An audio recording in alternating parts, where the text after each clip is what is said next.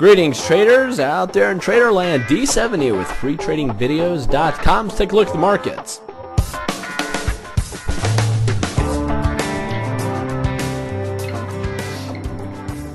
And right at the very last 5 minutes of the day, we come popping back up. The Dow was up, so was the S&P slightly, but the NASDAQ just went into positive territory in the last 5-10 minutes of the day or so. Russell's still lagging the markets. So if you look at these percentages, you have the NASDAQ lagging and the Russell lagging.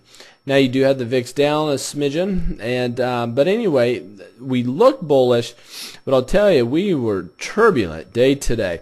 Here we're just kind of going sideways. This is the S&P daily that we're looking at, and we're just going sideways yet again. This is when you are best to be sitting on your hands. Sit on your hands. Sit and cash in this stuff, unless you're a day trader. Do not get caught up in this.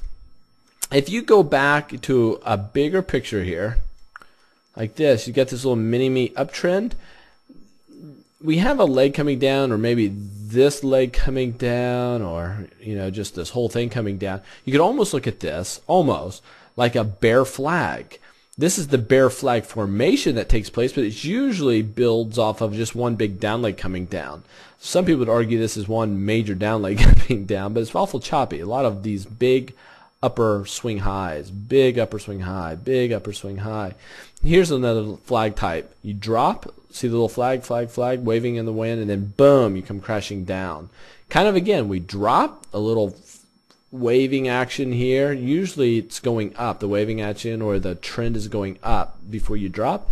This one kind of sideways and then dropped. Then we come up, we're waving, kind of coming up again. We're setting up for the next drop.